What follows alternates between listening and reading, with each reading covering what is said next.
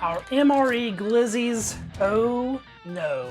Look at those guys. What's up guys? Readiness Rations here with you again. And in today's video, we're going to be checking out what may be the most hated MRE of all time. US Meal Ready to Eat, menu number 6, Frankfurters. Yes, you heard that right. A military hot dog. We've reviewed a lot of field rations here on the channel, but I have to admit the prospect of eating this one fills me with equal parts excitement and dread. But I do think it's finally time for us to dig into the 4 fingers of death, and hopefully I'll survive the experience. This particular MRE has an interesting story of how it came into my hands. It was sent to me by fellow YouTuber, military surplus carbine collector, also known as Rusty Surplus. Let's very briefly hear from Rusty how he acquired this tube steak field ration. This guy calls me up, says he has 6 Desert Storm MREs. He got them when he was working for the airlines in Desert Storm back in 1990. You know, they were transporting soldiers to and from Iraq. And when they transported them back, he had to clear the airplane of anything that was on the airplane. So he collected these MREs, and he had 6 of them, and he kept them in his house that whole time, those 32 years. This is, of course, your quintessential vintage brown bag MRE, packed by Simpack in Cincinnati, Ohio. Frankfurters with bean component, and this one is specifically not for pre-flight use. As you can imagine, eating beans and then getting on an international flight could cause some digestive issues. Now, this menu was never well liked by the troops. It's called the 4 Fingers of Death for a reason. It made its debut in 1981, the first year MREs were out. First item is a 1-ounce package of grape jelly, and that looks to be in really nice shape. We have our old school accessory pack E, which is an oddity all of its own.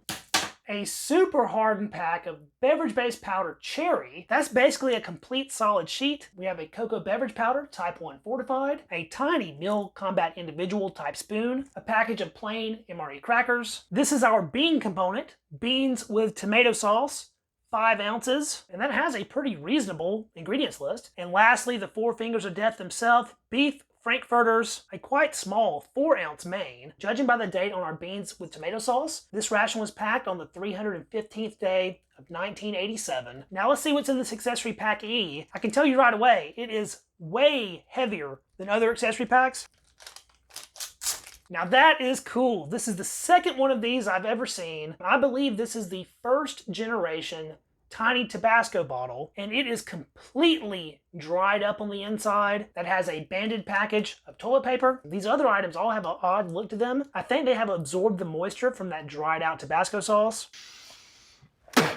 Hold. Thank you, Stilgar, for the gift of your body's moisture. 4 grams of iodized salt, 6 grams of sugar, a pack of matches with a very rusty staple, and white tips, coffee instant type 1, 4 grams of cream substitute dry non-dairy, which has completely hardened. This is the item that really makes accessory pack E special. 7 grams of catsup, dehydrated. Now, unfortunately, our powdered catsup doesn't feel like it's in the best condition, but this catsup is essentially dehydrated ketchup to accompany our hot dogs. We also have a very old school looking wax paper packaged vanilla fudge bar coming in at 1 3/4 ounces. This thing looks super retro. And our very last item is a sort of washed out looking 2-pack of spearmint chewing gum. This MRE predates the flameless ration heater, so I will have to boil the food for it to be hot. Let's take a quick glance at these retort pouches. Firstly, the bean component looks to be in really good shape. I don't see any signs of delamination. It is a bit wrinkly though. And then the 4 Fingers of Death themselves, look at that vacuum sealed green retort pouch that looks to be in stellar condition, but is bulging with our 4 individual sausages. Let's get these on to boil and everything else plated up. Despite how good our retort pouches looked, these other items are all very questionable on whether or not they've held up. And our main culprit for that will be this Tabasco sauce. All of the liquid that was once in this tube had to go somewhere, and I think it ended up in our drink powders and mixes because they are all rock hard. This cocoa beverage powder though feels just fine, so let's get it prepared first. Yeah, that powder looks pretty much perfect. It even smells pretty nice, but I do think we need to try it out dry just to make sure. I have been fooled by this old cocoa beverage powder before. Really sweet, nice and chocolatey, a little milky. That tastes absolutely fantastic. So let's pour it up. These call for 6 ounces of water, And even with that water being screaming hot, it still takes a good bit of stirring to get these dissolved. I know for a fact here that our cream substitute dry non-dairy has not fared the best. I mean, look, the package is just falling apart, and it is a disgusting browned sheet. It looks like some sort of weird candy, like a soft peanut brittle. Oh, that smells awful too. Ugh. I guess we'll get a taste right quick. Oh, why did I do that? It's waxy and tastes like rancid old milk. It has a weird cheesiness to it, and also has a equal dose of like library book funk.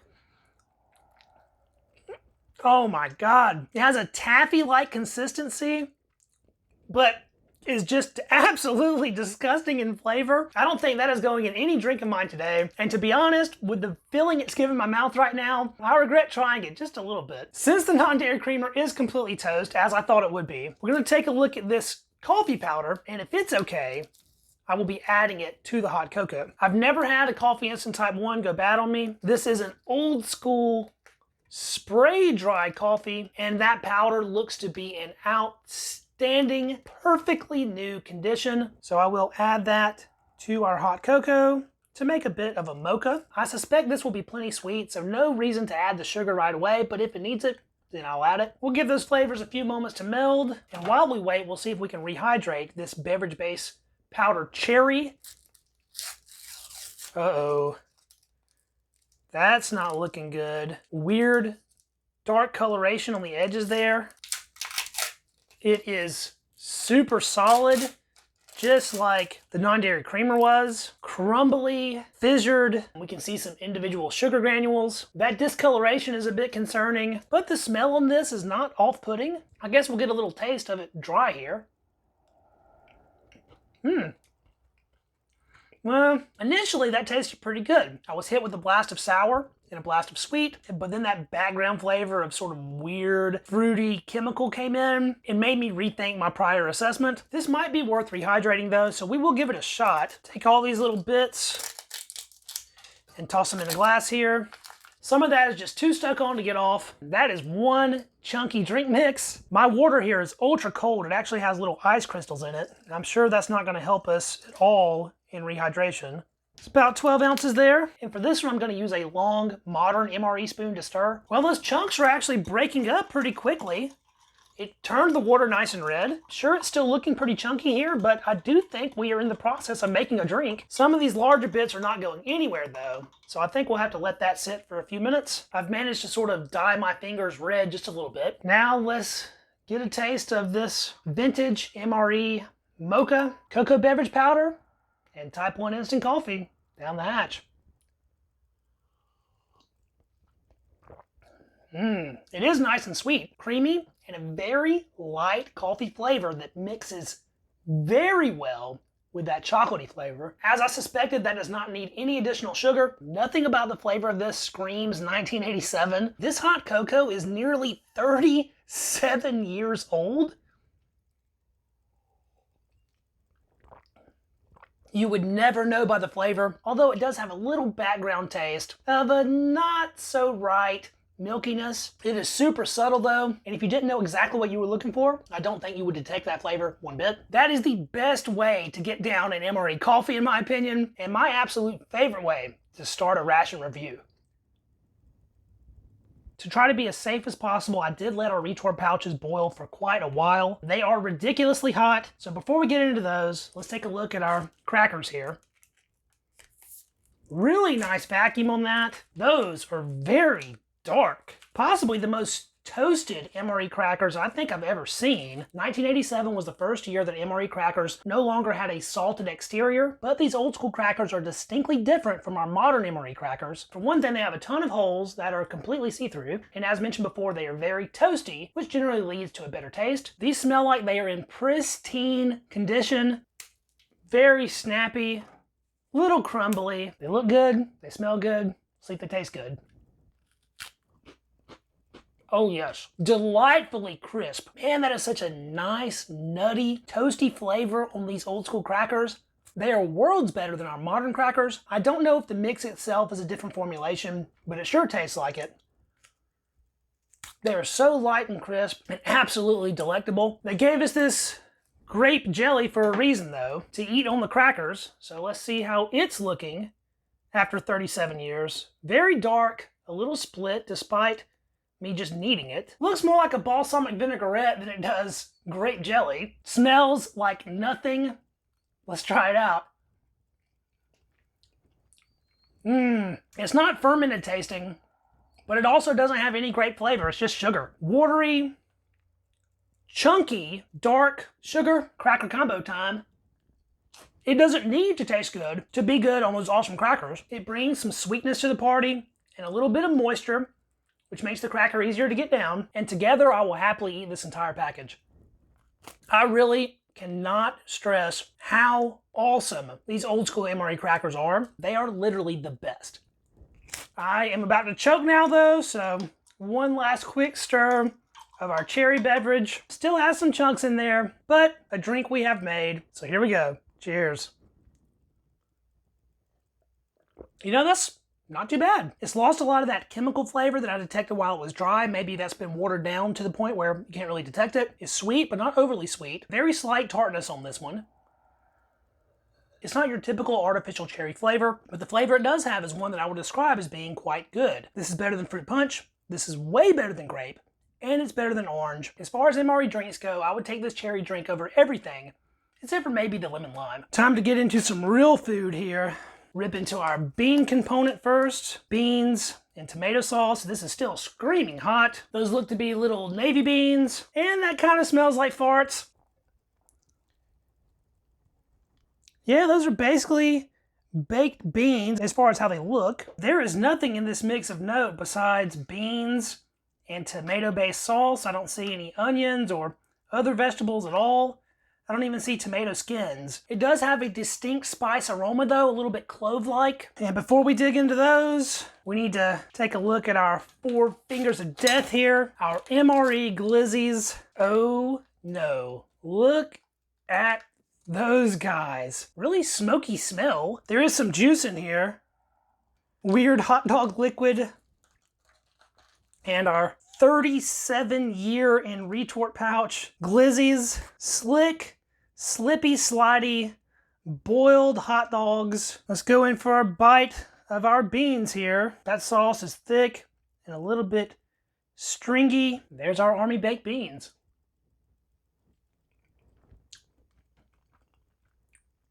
They're nice and soft. Those taste just fine. The sauce is a little bit sweet. Maybe not quite as sweet as your typical canned baked beans. I'm impressed by how well cooked the beans are. They are completely softened, but haven't turned to mush yet. This is a very mild tasting dish though. Just the tiniest bit of tomato acidity, and you do pick up on a little bit of that spiced flavor. As I described in the aroma, it tastes a little bit like clove, but pretty subtle.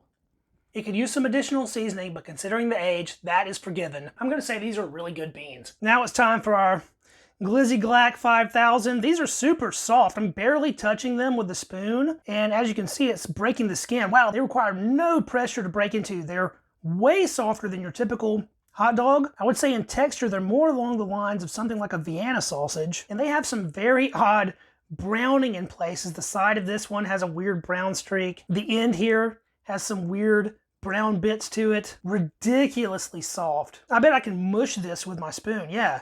Look at that, it's almost like a pate, it mushes so easily. I'm not applying much pressure at all. Well, that looks absolutely terrible, but I guess it's about time for a taste here. 37-year-old hot dog mush, MRE Frankfurters, the 4 fingers of death. My very first time trying them out. Here we go. Oh, that texture. Ooh, that flavor. Oh no.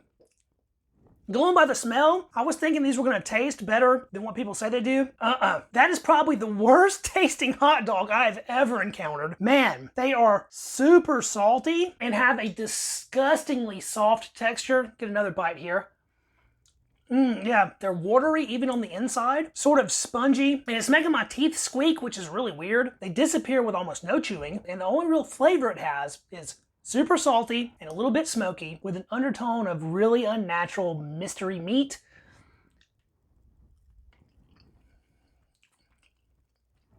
That is just bizarre. That is the best way I can describe it. Definitely the most odd hot dog I've ever encountered, and quite possibly the most odd MRE entree I've ever encountered. I don't want to eat any more of it, but I would feel bad letting it go to waste. Oh, one dog down. Now, are these the 4 fingers of death as a unit? Do I have to eat all 4 to die? Or will just one do the job? I guess I'll find out in a little while. These have a weird metallic flavor to them as well. It took a little while for me to really realize that. And the more I'm eating, the less I'm liking it. And that's saying a lot because my initial taste was pure disgust. I'm not quite sure why I keep eating them, but here we are. It's causing a very slight numbness on the edge of my tongue. But even with that, I do think that these are probably safe to eat. Heck, I hope they are at least. It's not beans and weens unless you actually try the beans with the ween. So I'll get a spoonful here of dog and bean together, and down the hatch we go. That makes things a lot more tolerable. The beans mask the horrible texture of the sausages, and they cover up a lot of the off flavors. And the smoky saltiness of these glizzies does bring a little bit to the table in terms of flavor. I guess I gotta have at least one more here. I really don't like this at all. Every now and then I find myself questioning my life choices. Why am I doing this to myself? Who in their right mind would want to eat hot dogs that are almost 40 years old? Maybe I'm just not in the right mind because I absolutely love this stuff despite not always loving the food. You can't have hot dogs without condiments. And so we'll take a look at our catsup here and see that is C-A-T-S-U-P, catsup. This package is completely delaminated and falling apart. Oh my goodness. It is dark black, doesn't look anything like ketchup, sticky, pliable, but completely stuck to the inside of the package. Just has that library book smell. I don't think this is any longer food. I was really looking forward to trying to mix this stuff up, but in the condition it's in, I just don't see how that's a possibility. So I guess we'll move along here to our vanilla fudge dessert bar, packaged by the Falcon Candy Company in its vintage wax paper packaging. Chocolate coated bar here. It's been melted and re-solidified probably several times in its life. Crack into that. Ooh, very soft. We have 2 distinct colors of the outside chocolate and the inside vanilla fudge. That smells horrific. Nothing about that aroma screams food at all, but I have to try it out regardless.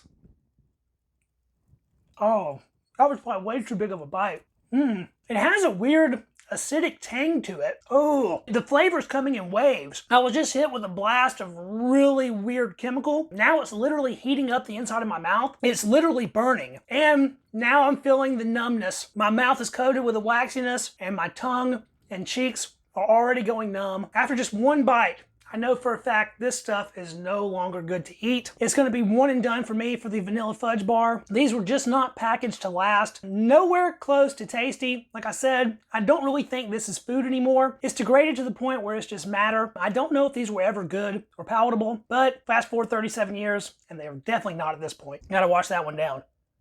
Ugh, that flavor lingers too. Well, I have done it. The 4 fingers of death, MRE Frankfurters. I want to say a huge thank you to military surplus carbine collector, Rusty Surplus, for sending this one my way. It was equal parts interesting and terrifying, and hopefully I don't get sick. If you guys enjoyed the video, don't forget to hit the thumbs up to help it out with the algorithm. Subscribe to the channel so you don't miss any of my future military ration reviews, both old and new. Drop me a comment letting me know what you thought about the ration, and I will catch you guys in the next video. See you then. Peace. Well, I pretty much hated it, but it does look like that it's dog approved at least, and possibly cat approved as well. I sure hope I don't have to eat these again anytime soon.